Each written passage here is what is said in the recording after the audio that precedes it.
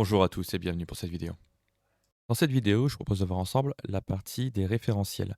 Alors, si on commence par la partie modèle, on va faire comme pour ce qu'on a fait dans la partie ordinateur et smartphone, à savoir placer une galerie en verticale vide. Voilà, comme ça. Alors, au niveau de comment la page va se structurer, je vais garder un emplacement sur le côté qui me servira à faire un formulaire, tout simplement. Ici, je ne vais pas implémenter de pagination, mais vu que nous avons vu ça dans une précédente vidéo, si vous voulez le reproduire pour toutes les galeries de l'application, c'est même beaucoup mieux, hein, pour le coup, hein. En vrai, c'est ce qu'il faudrait mettre en place. Mais là, bon, c'est quelque chose d'assez gros à mettre dans nos pages. Je l'ai déjà fait une fois pour le présenter. Là, on va dire qu'il n'y a pas trop d'intérêt à le recommencer à chaque fois. Donc ici, au niveau de cette galerie, donc on est dans la partie modèle, donc gestion des devices modèles au niveau de la partie item. Là, par défaut, on va afficher absolument tout, hein. Là, on n'a pas fait encore le distinguo. Donc là, si on regarde, on a donc thisItem.désignation, il me semble. Ouais, ça, désignation. Donc on va retrouver le nom de nos appareils.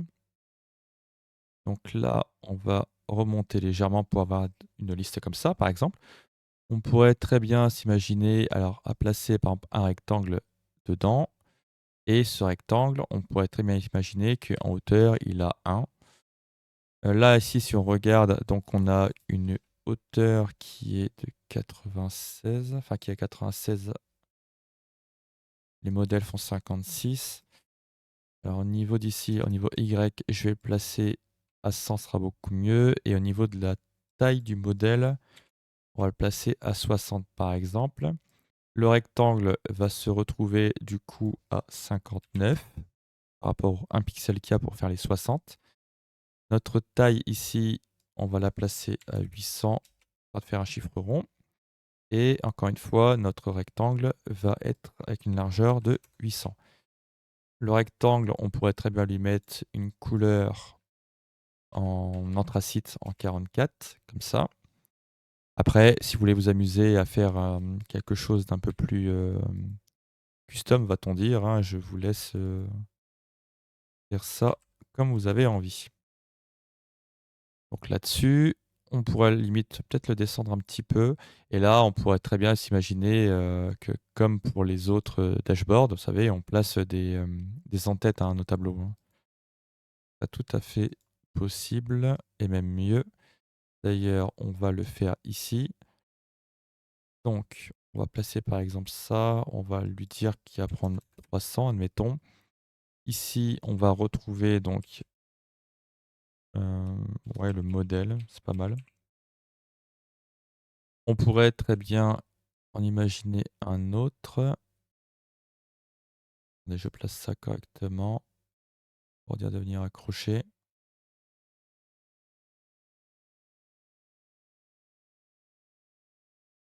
Ah, j'arrive pas à le voir. Voilà.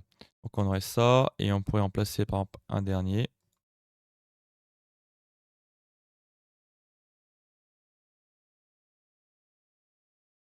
Ce serait donc pour la partie action, tout simplement. Voilà, donc ici on aurait donc les actions. Alors normalement les colonnes actions, pour le coup je mets rien en tête, hein. Les en-têtes je laisse vide parce que c'est assez parlant de voir qu'il y a des boutons en dessous. Donc là on a la partie modèle. Si on regarde de l'autre côté, on a la marque. Donc ici on pourrait aussi mettre la marque par exemple. Ça trouve un intérêt puisque, au final, dans le formulaire qu'on va avoir, on va là aussi devoir sélectionner, la marque. Donc je pense que c'est assez légitime de la mettre. Au niveau de la galerie, je vais retirer les marges intérieures. Comme ça, on reste, vous savez, par rapport aux colonnes qu'on a définies là au-dessus. Donc là, je récupère mon 300.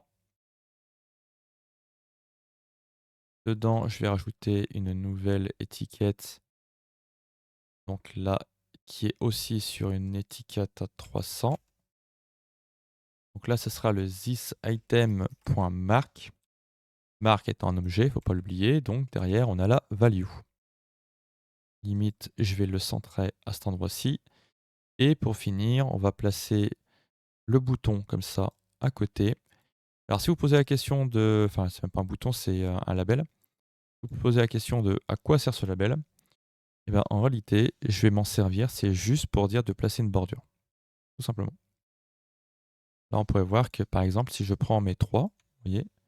On aurait une bordure en 1, par exemple, comme ça. On aurait donc le 44, comme ça, par exemple. On va avoir un truc dans ce style-là. Ça veut dire que, naturellement, la barre que j'ai placée au tout début, bah, ne serait pas forcément utile. On pourrait, à la limite, la retirer.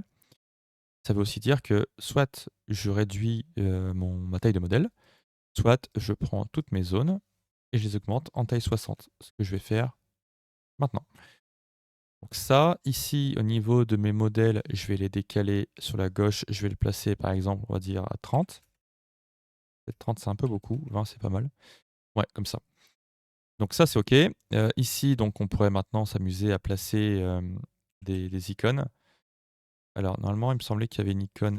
Ah non, c'est éditer, je crois. La petite icône. Je me souviens jamais du nom des icônes qu'il y a dans Power Apps. Alors, si on regarde, ouais, c'est modifier. OK, donc on aurait la partie modifiée ici et ensuite on aurait c'est pas la poubelle, c'est la corbeille, je crois? Ouais, la corbeille. Voilà et donc on aurait ça.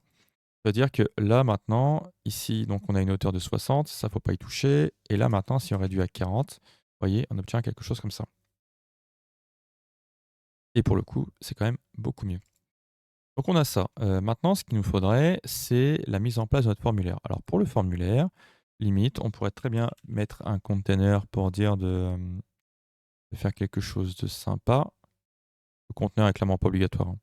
Si vous voulez, vous en passer, il y a pas de problème, hein. Soit vous pouvez, laisser, vide comme ça, soit vous pouvez très bien mettre un rectangle en fond, vous savez, pour dire d'avoir quelque chose, hein, tout simplement. Donc on a ça, dans notre, rectangle, ce qu'on va placer, c'est donc, un label avec modèle plus marque et derrière, on aura un input pour le modèle et pour finir, une liste déroulante pour la suite. Vous voyez, par exemple, c'est exactement ce que j'ai ici. Donc je vais récupérer une partie des choses que j'ai là. Voilà. Donc j'ai mon container comme ça. Dedans, je place mes éléments. Donc on a la désignation plus la marque. Là-dessus, on est tout bon. À ce niveau-ci, ça c'est un peu gros, donc limite le placer peut-être en 300. Ouais, c'est peut-être un peu mieux, va-t-on dire? Quoique peut-être 350. Alors au niveau par contre des désignations et des marques, ça on peut très bien y aller à fond, hein. On peut les placer parce que ça au final c'est invisible. Je sais pas si vous le voyez en vidéo, hein, mais là ça lag plutôt pas mal côté Power Apps. Donc là-dessus, au niveau de la désignation, je vais lui placer correctement son input. À cet endroit-ci, voilà, pareil. Au niveau des marques et des désignations, bah, du coup, ça, on va les placer en centrage. On va récupérer nos éléments comme ça et on pourra à la limite les descendre un peu. Voilà, comme ça, on est OK. Le pourquoi, c'est simplement parce qu'on pourrait très bien s'imaginer qu'on rajoute un bandeau au-dessus, vous savez, avec un titre de section, par exemple, hein. Ça serait tout à fait possible. Ensuite, on aurait notre bouton ici enregistrer et modifier qu'on pourrait une nouvelle fois récupérer. Donc je m'en vais là-dedans. Alors au niveau des 2 boutons, ce qui aurait été bien, c'est d'essayer de coller au niveau des tailles, vous savez, pour dire que ça corresponde aux 350 de la désignation de la marque. Ça serait plutôt pas mal. Alors par exemple, si je modifie ici en 180, là, peut-être limite un 140.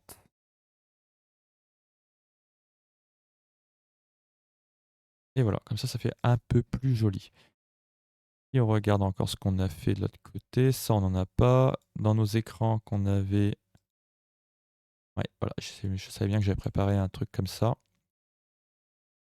Sauf que... Ouais. Ça, on va récupérer les deux parties qui sont ici. Et comme ça, on va pouvoir les ajouter là. quand même beaucoup plus joli, non? Et donc ici, on va avoir par exemple un formulaire. Évidemment, on pourrait très bien lui mettre un truc du style ajouter, modifier, vous savez, ce genre de choses par rapport au mode où on va se trouver. C'est tout à fait possible. Ça, à ce niveau-ci, au niveau des resets, bon, là, clairement, on va devoir toucher à tout. Ici, on sera donc sur la partie text input form. Là, on est en admin. Ensuite, on est sur la désignation. Ça, on le récupère. On prend et on s'en va dans la partie reset. Et ici,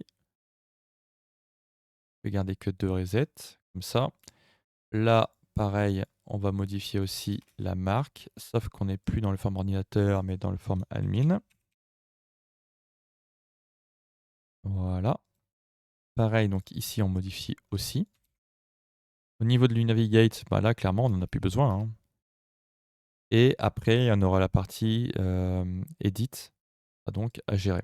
Alors, si on prend la variable set qu'on a déjà ici, on sait qu'on peut déjà la placer dans le onSelect du bouton éditer. Ça, ici, on place en true, évidemment. Derrière, dans le bouton enregistrer, bon, bah, ça, on sait qu'on n'a pas besoin d'y toucher, hein. Ici, donc là, on a les 2 enregistrements. Désignation, on peut le conserver. Marque, on peut aussi. Ça, on est OK là-dessus. Limite, ces 2 trucs-là, je vais les récupérer. Quoique, je suis en train de me dire que ça sert à rien de les récupérer en l'état comme ça. Au moins, on va gagner du temps en faisant le copier-coller tout de suite. Ça, c'est tout bon. Place comme ça ici. On retient donc le point virgule au bout. Donc là, gestion de device, bah ça non. Du coup, ça sera modèle. Voilà. Et voilà, comme ça, notre formulaire est déjà câblé. On est tout bon. Limite, on peut très bien s'amuser à reprendre la fonction pour dire de supprimer nos éléments. On a ici. Là. Donc, on se remet dans la partie admin modèle. Dans le modèle, donc, on place notre fonction remove.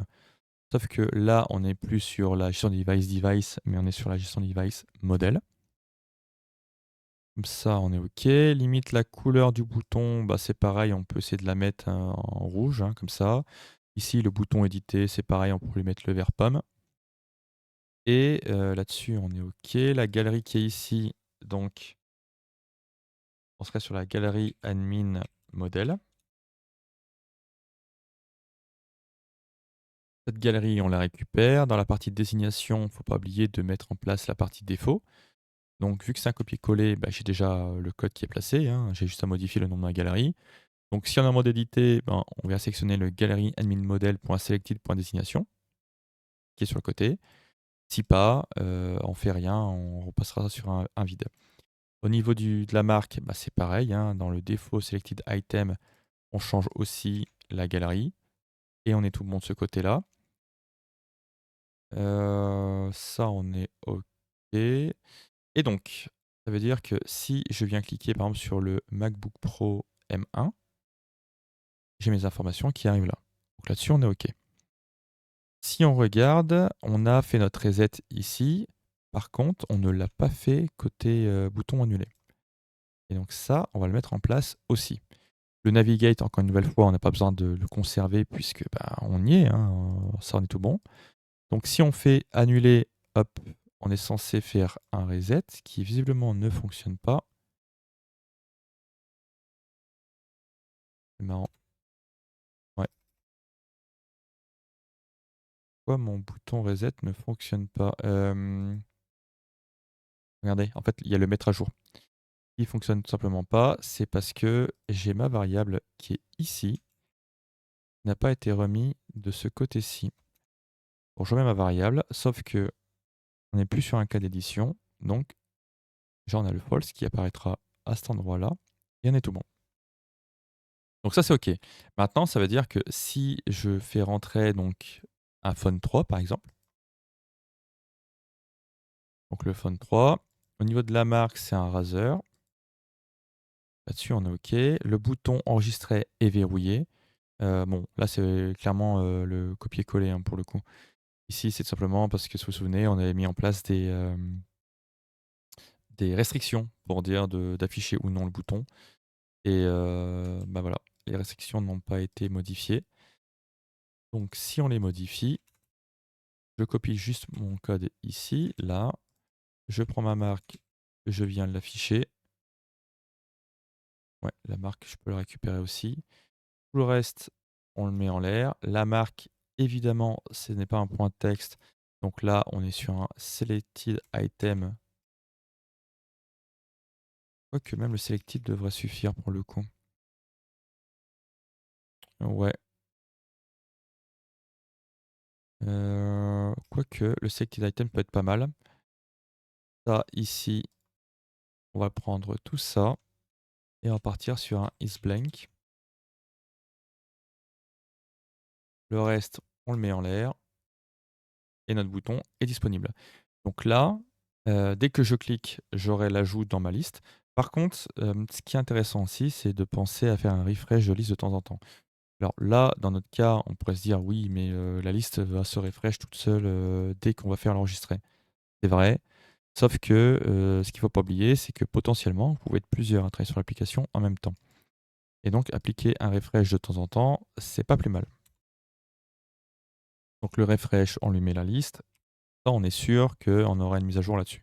Et d'ailleurs, le bouton refresh pourrait très bien aussi être placé, quelque part sur la page pour dire justement de permettre d'actualiser les données, voire même utiliser une tempo pour dire d'actualiser de façon automatique, hein, c'est tout à fait possible. Accessoirement, je vois aussi que j'ai pas placé, de bordure à mes en-têtes, donc je vais placer ça tout de suite.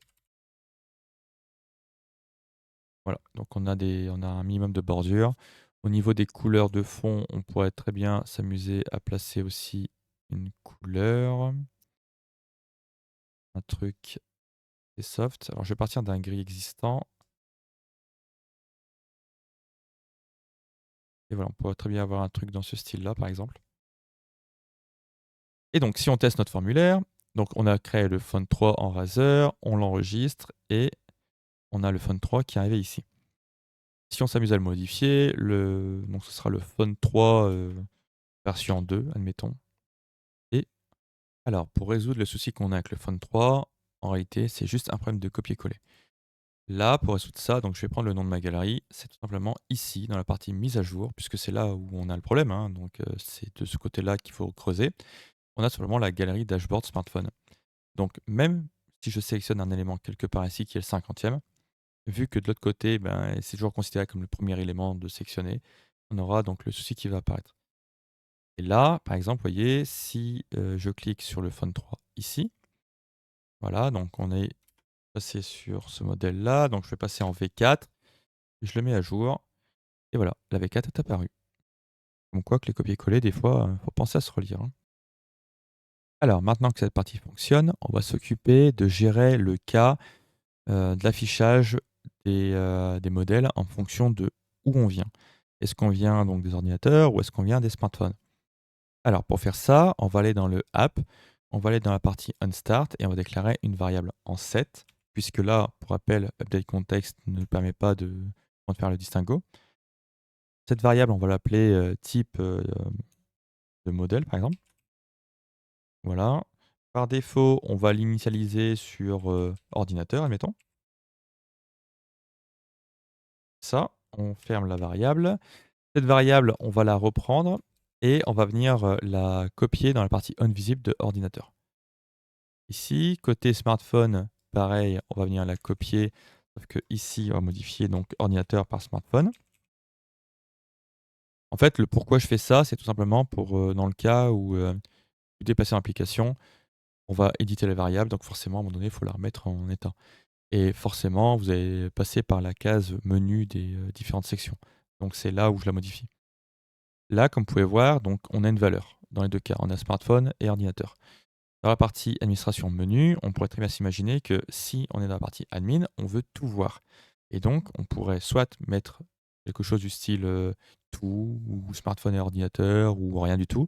Et en fonction de cette valeur-là, on doit la conditionner dans la galerie pour dire d'avoir un affichage spécifique. Là maintenant, dans la partie administration modèle, si on regarde, donc on a gestion des devices modèles, on va utiliser la fonction filter. Ici, on a une colonne type. On va donc regarder pour qu'elle soit égale à type modèle, ce qu'on a créé juste avant en fait, hein, tout simplement, hein. Et on ferme ensuite notre filter. Alors là maintenant, donc là on n'est pas passé, parce qu'en fait le problème c'est qu'on n'a pas initialisé les variables, on n'est jamais passé dans la partie des briques menu, hein. Même le app il n'a jamais été exécuté, hein.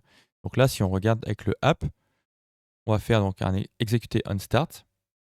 Voilà, et donc là on récupère notre affichage. Ça veut dire que théoriquement, si je me mets côté ordinateur et que je vais sur modèle, que je n'ai pas câblé évidemment, donc on revient à côté ordinateur, on fait ça correctement. Donc on a modèle ici, on va passer donc en administration modèle. Forcément, vu que je me suis fait avoir, je vais essayer de me faire avoir 2 fois et je vais éditer aussi la partie brique smartphone. Donc j'arrive dessus. On a la partie modèle qui est là, donc pareil, modèle aussi. Et donc si on recommence la manipulation, modèle, on est sur des Phone 3. Le Phone 3, pour rappel, c'est celui que j'ai édité tout à l'heure par erreur. Donc là, on a que des ordinateurs, bon, les Surface, les Lenovo et tout. Ok, si maintenant je m'en vais côté smartphone, côté modèle, voilà. Donc là, on a les 15 Pro, les 16 Pro et tout ce qui s'ensuit. Voilà, comme ça fonctionne nickel. Et donc là maintenant, la question qu'on aurait, c'est comment on fait si on vient de la partie administration. Et donc, à ce moment-là, ce qu'on peut faire, c'est tout simplement, on va mettre donc notre code en cascade histoire de s'y retrouver beaucoup mieux. Là, on va tout simplement faire un if pour dire que si, par exemple, la type modèle est égal à quelque chose qu'on aurait défini avant du style all, par exemple. Donc à ce moment-là, on va afficher ou. Si pas, on va afficher ce qu'on a en dessous là. Et on termine notre if. Donc ça veut dire que pour l'exemple, côté admin, il n'y a pas de brique menu qui a été mis en place, hein, ça n'a pas été fait.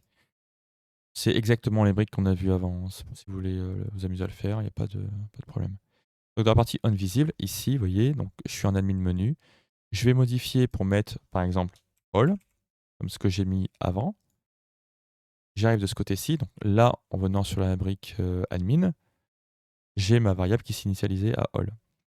Et ça veut dire que lorsque je vais aller sur la partie modèle, et ben à ce moment-là, je dois retrouver des ordinateurs et des téléphones. Vous voyez, donc là, on a des téléphones, 16 Pro par exemple, et ensuite, on va retrouver donc les surfaces qui sont des PC.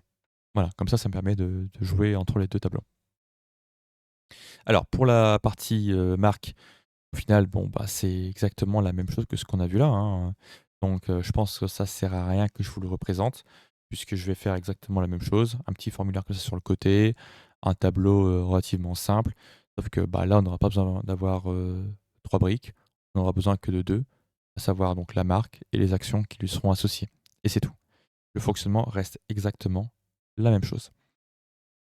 Au niveau des autorisations de l'application, alors c'est une application qui est relativement simple. Le but initial n'était pas de pousser la chose très très loin, puisque dans le, comment je l'ai conçue, c'est une application qui est conçue pour être dans un seul service. C'est pas quelque chose qui est prévu, vous savez, pour avoir des utilisateurs sur le côté externe. Parce que là, vous avez du matériel qui rentre, les personnes de ce BE-là vont venir rentrer les différents devices dans leur application pour dire de faire un minimum de suivi dessus. Quand vous allez l'assigner à quelqu'un, ça va lui envoyer des mails sur 2 choses, très bien. Mais vous ne verrez pas quelqu'un de notre équipe qui aura besoin d'avoir accès à cette administration-là. Et c'est pour ça que, de base, je n'ai pas évoqué les autorisations pour l'application, puisque vous êtes censé avoir des autorisations au niveau du SharePoint, qui nous sert de base de données.